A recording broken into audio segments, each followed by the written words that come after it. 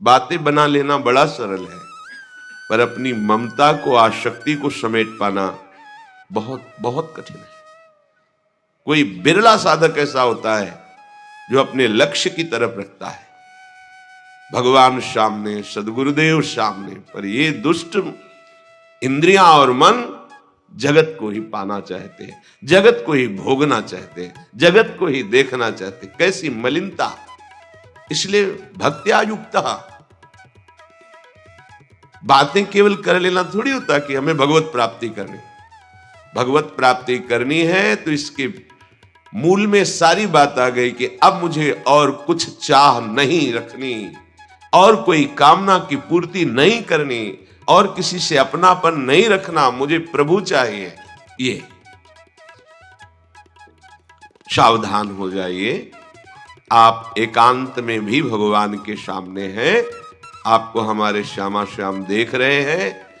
ऐसी भावना से हर समय सजग रहोगे तो पापाचरण बंद हो जाएंगे।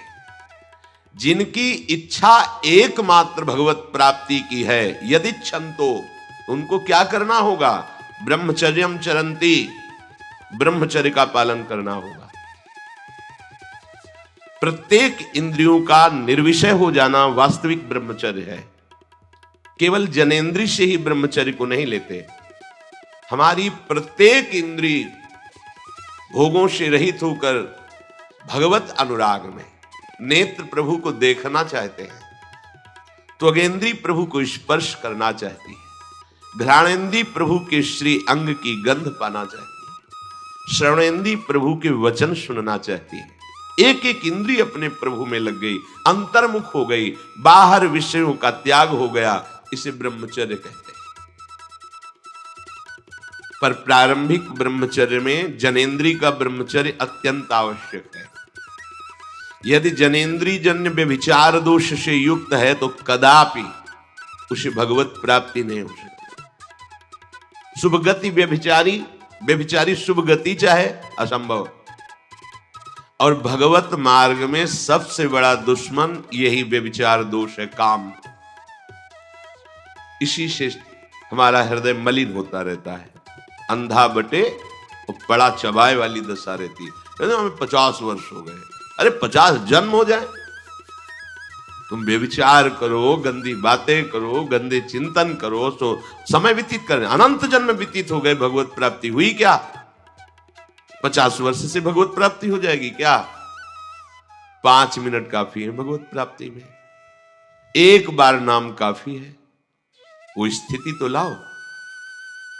बार बार बहिर्मुख वृत्तियों के द्वारा विषयों में सुख बुद्धि कर लेने से हमारा सारा का सारा अध्यात्म चिंतन बदलता रहता है, इसलिए लाभ नहीं मिल पाता, एक रस चिंतन नहीं रह पाता। बार बार विक्षेपी विषय करते रहते हो, हम सहते रहते हैं और भोगते रहते हैं। एक बार तो हिम्मत करके उठो, अब लो नशानी अब ना नशई हो, एक बार तो दृढ़ बनो।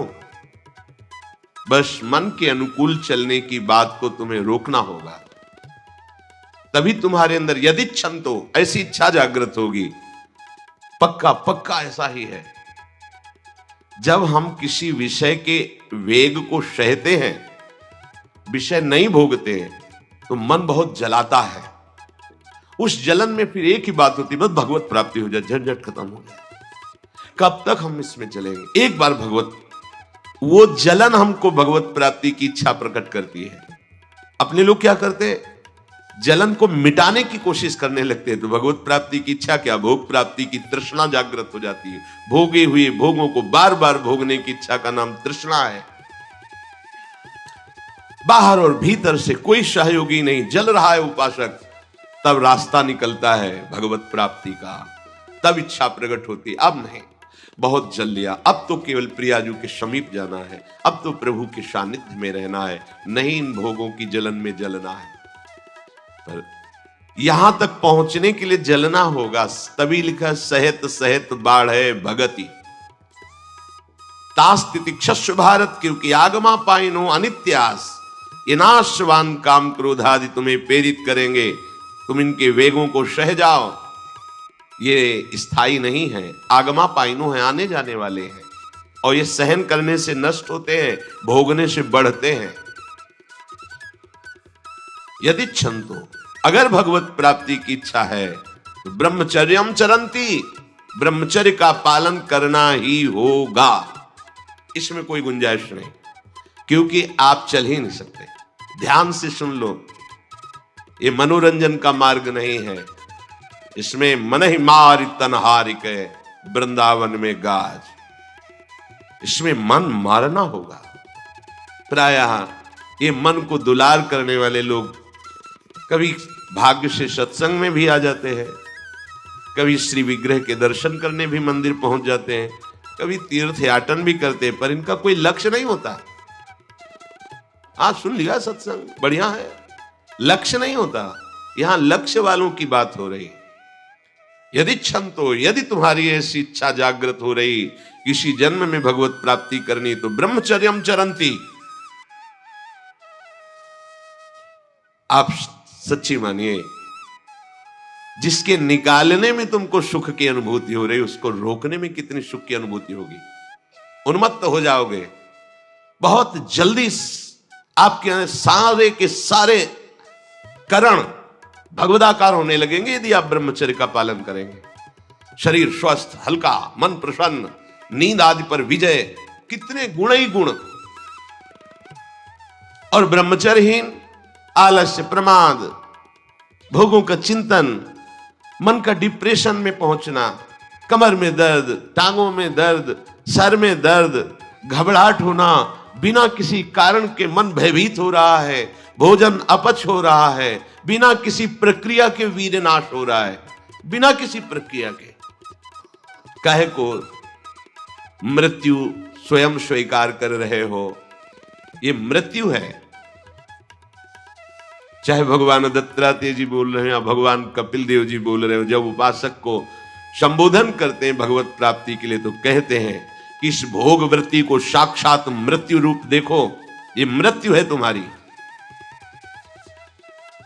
जब शरीर राग त्यागना है तो तुम शरीर से भोग भोगोगे, तो आसक्ति शरीर की पुष्ट होगी, आसक्ति भोग सुख की पुष्ट होगी, है नहीं। कितने दिन शरीर रहेगा, कितने दिन भोग रहेंगे। विचारवान बनो, ब्रह्मचर्यम चरंती, ब्रह्मचर्य का पालन करो। उपासक जो ब्रह्मचारी होता है उसका खिला हुआ चेहरा रहता है, जैसे कमल खिला हुआ, बिना किसी कारण के उसकी मुख मुद्रा में प्रसन्नता होती है। जो ब्रह्मचर्यहीन होता है बुझा हुआ चेहरा होता है, तेजहीन, बिना किसी कारण के वो शोकग्रस्त लगता है। बैठा है, आपको लग रहा है शांत है, लेकिन आप चेहरे को देखो, वो एक शोकग्रस्त है, कुम्हलाया हुआ चेहरा, अशांत चेहरा, मुख प्रसन्न, तन तेज विराजा। यह है ब्रह्मचर्यम चरंती, भगवत आराधन संपन्न उपासक का। जैसे आग में पैर रखते हुए कोई चले तो कैसे चलेगा, ऐसे ही ब्रह्मचारी की पहचान है। इतनी स्फूर्ति उसके अंदर होती, जैसे आग में चलने वाला पूरा पैर नहीं रख पाएगा, अगला कदम रख देगा क्योंकि ताप लग रहा है, ऐसे उसकी स्फूर्ति होती पैरों में। उसकी आंखें एकाग्र रहती है, चंचलता इधर उधर या बार बार झपकना यह विषयी पुरुष का लक्षण है। बार बार पलक झपकना यह विषयी पुरुष का लक्षण है। इधर उधर ताक झांक, चंचलता, ऐसा बैठे तिनका तोड़ रहा है, पैर हिला, ये सब विषयी पुरुष के लक्षण है। ये तो बिल्कुल साधारण स्पष्ट दिखाई देता है आदमी विषयी है या ब्रह्मचारी है, एक सेकंड में लक्षण होते हैं। आपको जब भगवत मार्ग का अवसर मिला है तो गृहस्थ हो, संतान हो गई, ब्रह्मचर्य से रहो। नहीं चाहिए संतान तो भ्रूण हत्या, गर्भ हत्या जैसे महापाप करने की क्या जरूरत है। उसी वीर से संतान उत्पन्न होती है जिसको आप नष्ट कर रहे हो, जिसको आप ऐसे पानी में बहा रहे हो, व्यर्थ फेंक रहे हो, तो उसको भ्रूण हत्या का पाप लग रहा है, तो तुमको पुण्य लग रहा है, वीरपात कर रहे हो तुम्हें भी वही हत्या लग रही है, क्योंकि उसमें वही जीवात्मा है जो मां के गर्भ में जाके बालक रूप धारण कर लेती है, उसको तुम नष्ट कर रहे हो। और बुद्धि भ्रष्ट हो गई है, समझ में नहीं आता, व्यर्थ में वीरपात करते हो, व्यर्थ में। तुम्हारा भजन बनेगा, तुम अध्यात्म के योगी बनोगे, मजाक है अध्यात्म का मार्ग। होश में हो जाओ, ये मन के दुलार को बंद करो। जब तक इच्छा ही नहीं भगवत प्राप्ति की तो फिर तुम कैसे भगवत प्राप्ति कर पाओगे? भगवत प्राप्ति की इच्छा कैसे होगी जब तुम्हारी इस तरह से निंदनीय वृत्तियां हैं? इंद्रियों को दुलार कर रहे हो, मन को दुलार कर रहे हो, भगवत प्राप्ति चाहते हो, आचरण नीच और चाहते हो उच्च पदवी। सावधान हो जाओ। यदि क्षंतो ब्रह्मचर्यम चरन, ब्रह्मचर्य बहुत बहुत आवश्यक है, सबके लिए आवश्यक है, स्त्री पुरुष सबके लिए आवश्यक है। आप उसको केवल भगवत प्राप्ति से ही मत समझिए। अरे जीना है तो ब्रह्मचर्य की आवश्यकता है, स्वस्थता की आवश्यकता है, प्रसन्नता की आवश्यकता नहीं। मरा हुआ जीवन, रोज सुबह शाम निकल रही, रोज जीवन जा रहा, किस काम का जीवन? गया गई, रात्रि गई, दिन गया, समय जा रहा है। तुम्हारा उद्देश्य क्या है? तुम्हारे हाथ क्या लग रहा है? क्या प्राप्त कर रहे हो? विचार ही नहीं रह गए, विवेक ही नहीं रहे, पशुवत बस ऊपर चमड़ी में सुंदरता का लेप करके और मलमूत्रों के भांड में प्रियता करके पूरा जन्म नष्ट कर देना। कैसी धिक्कारमयी बुद्धि हमारी है। जहां हमें मुक्त होना चाहिए वहां मांग क्या रहे? कोई बिरला ही मुक्त होना चाहता है, वो बिरला वही होता है वीतरागाहा, जिसका राग नष्ट हो गया है, वो वैराग्यवान चाह करता है भगवत प्राप्ति की।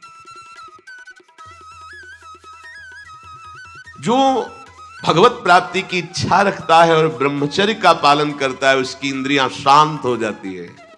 सिद्धांत समझो, खूब भगवत भजन करो, चाहे गृहस्थ हो चाहे विरक्त। संतान उत्पत्ति की आवश्यकता है तो ब्रह्मचर्य नष्ट करो, नहीं तो गृहस्थ में भी ब्रह्मचर्य रहा जा सकता है। हर समय थोड़ी तुम्हारे अंदर विकार रहता है। बहुत सात्विक गृहस्थ हमने दर्शन की, बहुत सात्विक। अब तो ऐसा देखना सुनना बोलना खाना पीना हो गया है कि ब्रह्मचर्य तो एक स्वप्न जैसी बात है, कोई इसे धारण ही नहीं करना चाहता। उसका कुपरिणाम सब भोग रहे हैं, सब भोग रहे हैं। नई अवस्था है, पता नहीं चलता है कि इसका जीवन का क्या उद्देश्य है, जीवन क्या है, समझ में नहीं आ रहा। मतलब कोई बाहरी संसारी हो तो चलो, बेचारे को मार्ग नहीं पता है, रोज सत्संग सुनते हैं, उनको यह पता नहीं कि मेरा उद्देश्य क्या है। अभी तक कैसे यही समझ में नहीं आता, उद्देश्य क्या है तुम्हारा? भोग उद्देश्य है तो नाटक क्यों कर रहे हो? जाओ मरो जाके भोगों में। अगर योग उद्देश्य है तो फिर चूक क्यों कर रहे हो? आगे बढ़ो। संपूर्ण इंद्रियां शांत हो जाती है उसकी जिसके अंदर भगवत प्राप्ति की इच्छा और ब्रह्मचर्य पालन। शब्द याद करो, ये शास्त्र है। यही तो हम चाहते हैं, इंद्रियां शांत हो जाए, यही चाहते हैं हम। भोग नहीं चाहते हम सब। हमारी इंद्रियों में जब वेग आता है तो हम परेशान हो जाते हैं, ये कैसे शांत होंगी? तो पूर्वाभ्यास रहा है, यही रास्ता रहा है कि जब वेग आवे तो इंद्रियों से भोग करो तो शांति मिल जाएगी, ऐसा। और ये उल्टा है, त्यागात शांतिरंतरम। भोग का वेग आए, सह जाओ तो शांत हो जाओ। पर उल्टा बात हमारी बुद्धि सिखाती है कि भोगों को भोगो तो शांति मिल जाएगी। और भगवान कह रहे, जिन्होंने रचना रची इंद्रियों की और भोगों की भी, वो कह रहे त्यागात शांतिरंतरम। तुम उनका त्याग कर दो तो शांति को प्राप्त हो जाओगे। चाहते हम शांति ही है, पर हमारी दुर्दशा है।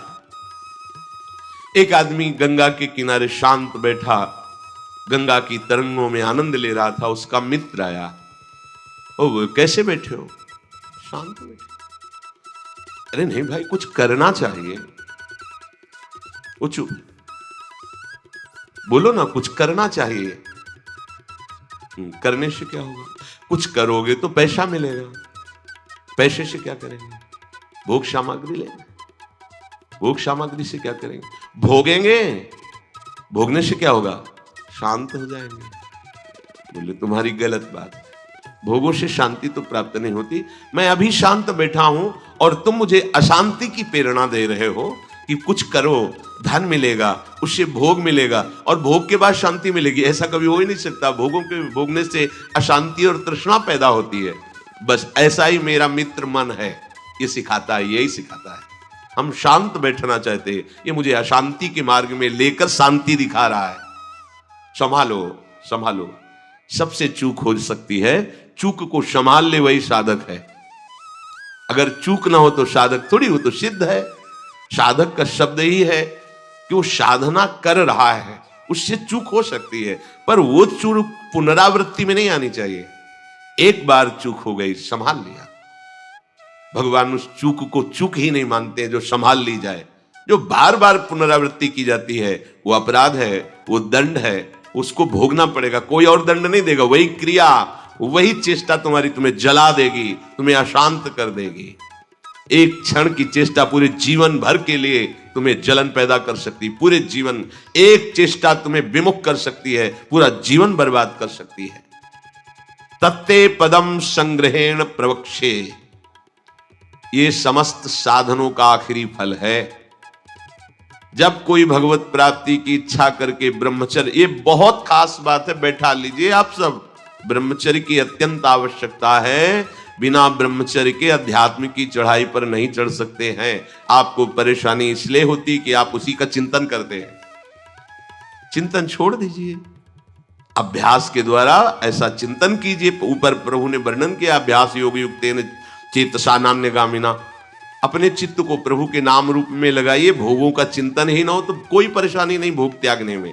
भोग त्यागने में इसलिए परेशानी है कि हमारा भोग चिंतन मुझे चैन से नहीं रहने देता। अंदर से देखिए, कोई भी भोग क्रिया होने के पहले उस भोग में तदात्म होता है और चिंतन होता है। क्रिया बाद में होती है, सब कार्य पहले हो जाता है चिंतन के द्वारा। अब चिंतन के द्वारा उससे जो सुखानुभूति हो रही, अब वो क्रिया में सुखानुभूति प्राप्त करना चाहता, वो है नहीं। फिर क्रिया के बाद फिर चिंतन, फिर क्रिया, फिर चिंतन, दुर्गति को प्राप्त हो जाता है।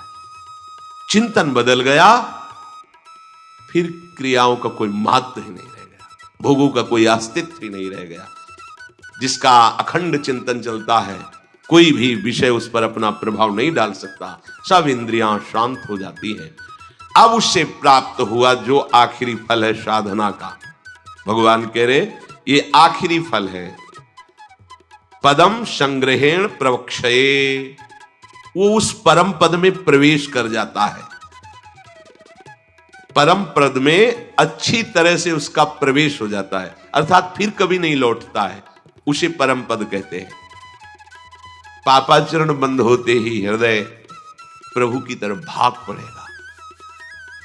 प्रभु की तरफ भागना क्या है? प्रतिक्षण उनका गाढ़ चिंतन। फिर किसी सुख की तुम्हें आकांक्षा नहीं करनी पड़ेगी, किसी सुख का तुम्हें अभाव नहीं लगेगा। ए परलोक सकल सुख पावत, मेरी सो भैया कृष्ण गुण संचु। तुम्हें मेरी शपथ है, तुम कृष्ण के गुणों का गायन करो, कृष्ण नाम रटो, कृष्ण रूप ध्यान करो। इसका फल होगा प्रियाजू के चरणों में प्रीति। जिसका गोरे चरणारविंद से संबंध है, यह परलोक किसी भी सुख की चाह ही नहीं रह जाती। प्रभु करुणा करके कह रहे हैं, वही आचार्य है, मेरी कसम तुम कृष्ण के गुणों का संचय करो, तुम्हें इस लोक परलोक में सब सुख मिल जाएंगे, कोई अभिलाषा अधूरी नहीं रह जाएगी। पर भक्त्या युक्त, अन्य संबंध, अन्य महत्व बुद्धि, ये कलंक है हमारी भक्ति में। नहीं समझ रहे?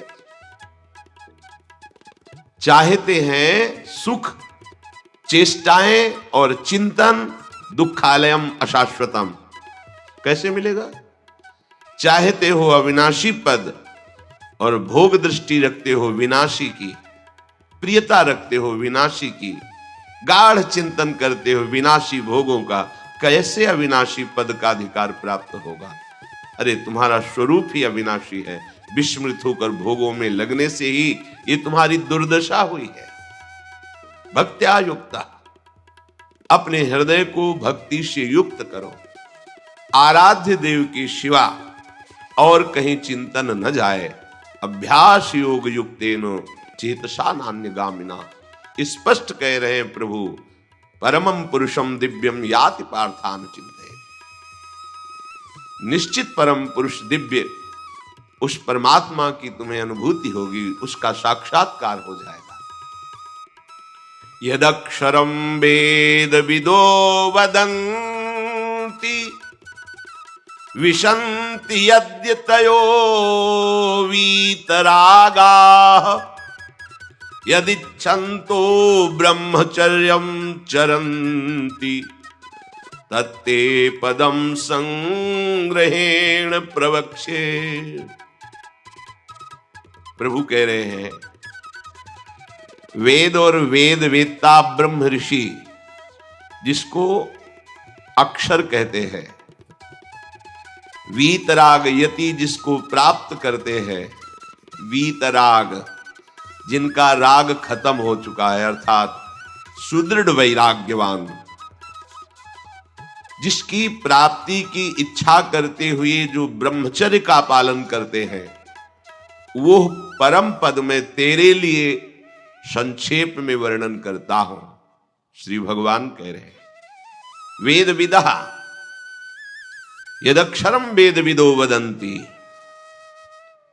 वेदों को जानने वाले ब्रह्म ऋषियों ने जिस अक्षर परमात्मा का, प्रभु का अक्षर जिसका कभी नाश नहीं होता, क्षर माने होता है नाश, अक्षर जिसका कभी नाश नहीं होता, जो सदा सदैव एक रूप रहता है, एक रस रहता है, अक्षरम ब्रह्म परमम विशंति यद्य तयो वीतरागाहा। ध्यान दीजिए, इस परमात्म तत्व को वही प्राप्त कर पाता है जिसका राग बीत गया है, खत्म हो गया है, वैराग्यवान। ज्यादा परिश्रम नहीं है वैराग्य में, विवेक नहीं होने के कारण हम वैराग्य नहीं धारण कर पाते। हम बाहरी बातों को वैराग्य ले लेते हैं, ऐसा कपड़ा बदल लेना या कपड़ा ना पहनना या लौकी का कमंडल, मिट्टी का पात्र, तो हम अपने को वैरागी। बात यहां नहीं रुकेगी, वैराग्य का इतना ही मतलब नहीं, ये भी एक बाह्य अंग है वैराग्य का, पर वैराग्य का सच्चा स्वरूप है वीतरागा। कहीं कुछ भी अच्छा नहीं लग रहा, कोई भी सुख आकर्षित नहीं कर रहा, लोक लोकांतर की प्रतिष्ठा, मान, सुख, ऐश्वर्य, व्यक्ति कुछ अच्छा नहीं, राग खत्म हो गया।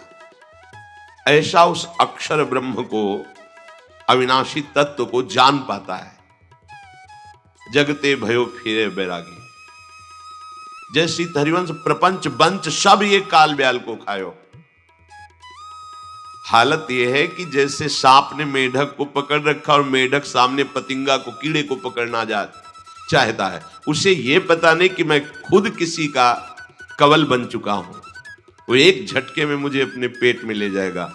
ऐसे ही हम सब हैं, काल के द्वारा ग्रसित है, काल ने हमें पकड़ रखा है, पर हम भोग भोगना चाहते हैं, हम नाना प्रकार की मान प्रतिष्ठा पाना चाहिए, ये पता नहीं एक झटके में हमारा अस्तित्व ही खत्म हो जाएगा।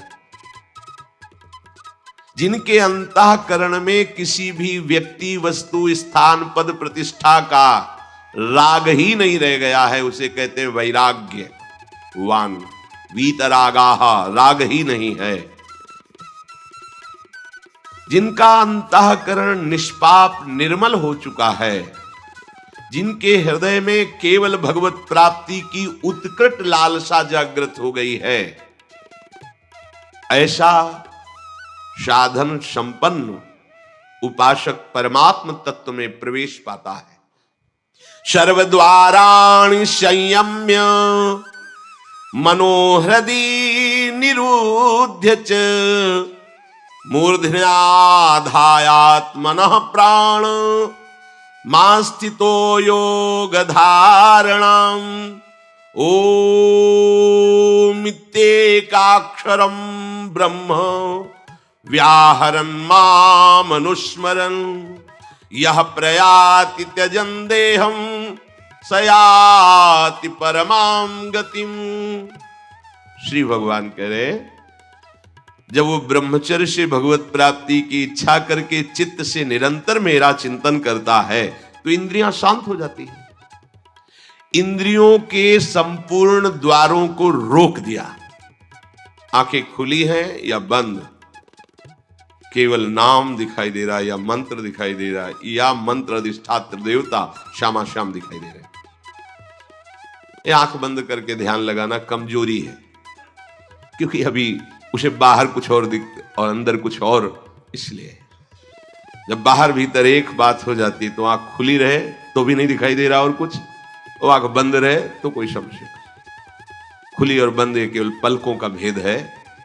अंतर के चिंतन का चिंतनीय तत्व उसकी दृष्टि के सामने होता है। इंद्रियों के संपूर्ण द्वारों को रोक लिया, बड़ा कठिन है, देख लो, बहुत कठिन। फिर मन को हृदय में निरुद्ध कर दिया। हृदय के सिवा मन जा ही नहीं, कोई वस्तु व्यक्ति स्थान का कोई चिंतन नहीं, मन अमना।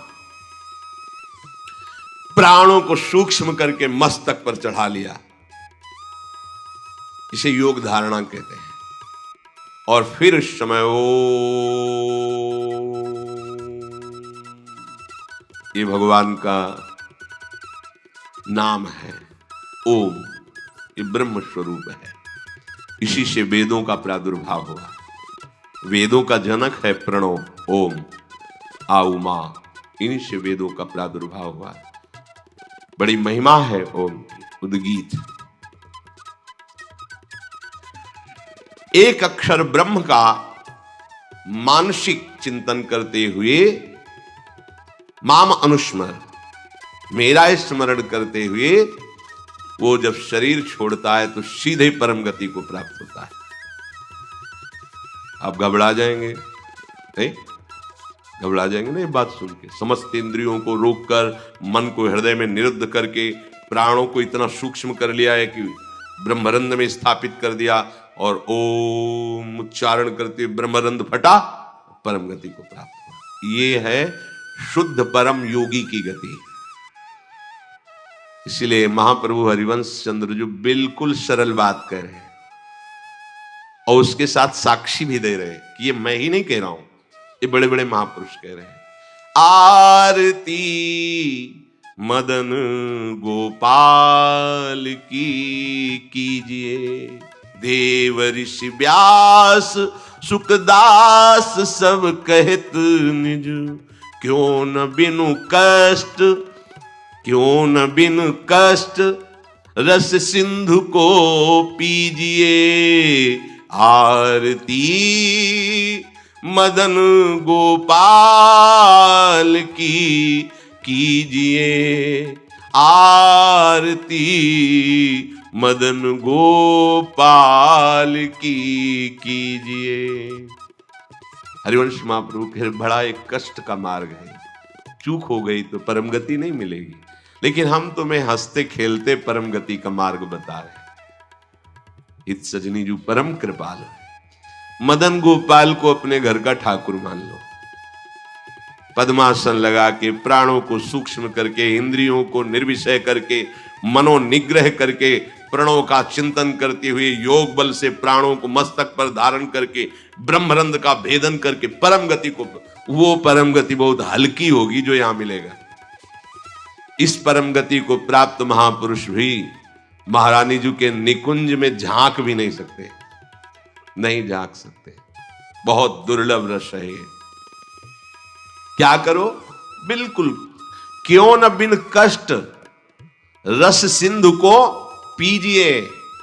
परम गति यही तो है लालजू महाराज, और कौन है? यही परम पद है। वो मेरे में प्रवेश पा जाता है, एकत्व भाव से भगवान में लीन हो गया। जैसे जल की तरंग समुद्र में लीन हो गई, ऐसे वो लीन हो गया। यहां का लीन होना अलग है। बहुत जल्दी आपको बिना किसी कष्ट के परम लाभ मिल जाएगा। ठाकुर सेवा विराजमान कर लो। मदन गोपाल, लाडले लालजू, राधा नाम या राधा वल्लभ रूप, प्रियालाल, जो भी भाव जैसे बन पाए, ठाकुर सेवा विराजमान कर लो। इनकी दासता से परम गति तुम्हारे पीछे पड़ी रहेगी कि स्वीकार कर लो, स्वीकार कर लो। हम नहीं कह रहे। तस्मात् शास्त्रम प्रमाणम दीयमानम न ग्रहणन्ति बिना मत सेवनम जनाहा। जो सारूप्य सामीप्य सारिष्ट एकत्वाद मोक्ष परम गति है, वो भगवान देते तो मना कर देते, हमें नहीं चाहिए, बस हमें आपकी सेवा चाहिए। बिना मत सेवनम जनाहा, आपकी सेवा छूट जाए ऐसा मुझे मोक्ष आदि नहीं चाहिए, परम गति नहीं चाहिए। महाप्रभु कह रहे क्यों कष्ट में कदम रख रहे हो? आओ बिल्कुल सहज सरलता से परम गति तुम्हारे पीछे पड़ी रहेगी और रस सिंधु का तुम पान करोगे। क्या? इन ठाकुर का श्रृंगार करो। बहुत रिजवार है, इनको आपका भाव चाहिए। जैसे भी आप हो, कोई शर्त नहीं है कि ये चीज होनी ही चाहिए, नहीं। देखो, बाजरे की रोटी और नमक, धन्ना जाट, कुछ नहीं है, दूसरी वस्तु नहीं है ही नहीं घर में। और ठाकुर साथ खेला कि नहीं खेला? आज तक वर्णन किसी भोग का ठाकुर जी ने नहीं किया। वाह वाह, सुदामा के तंदुल पाके बोल पड़े वाह, आज जो तृप्ति मिली। सबरी के बेर पाकर के ठाकुर जी को तृप्ति हुई। तो अगर 56 भोग से तृप्ति होती तो फिर बात अलग होती कि हम गरीब कैसे भोग लगा पाएंगे। लेकिन हमारे ठाकुर को आपका भाव चाहिए। गर्व है कि मैं 56 भोग लगाता हूं, ठाकुर ने देखा भी नहीं, दृष्टि भोग भी नहीं लगाया, क्योंकि गर्व रूपी दूषित वस्तु उसमें पड़ी है और भाव रूपी परम स्वादिष्ट वस्तु पड़ी है। तो बाजरे की रोटी को रोकना पड़ा धन्ना जाट को कि तू 3 दिन हो गए पूरी रोटी खा लेगा तो मैं भूखा रह जाऊंगा, आधी तुम पाओ आधी हम पाएंगे। नव किशोर ठाकुर जी, नई अवस्था, धन्ना जाट खेल रहे ठाकुर भाव। महाप्रभु कह रहे हैं मदन गोपाल का श्रृंगार करो, उनकी आरती उतारो। देव ऋषि नारद, शुकाचार्य, भगवान व्यासदेव जी आदि बड़े बड़े महापुरुष कह रहे हैं यदि मदन गोपाल ठाकुर की सेवा की तो बिना कष्ट के परम गति, परम सुख तुम्हें वरण कर लेगा। बिना कष्ट के तुम परम सुख सिंधु में डूब जाओगे, विश्वास करो।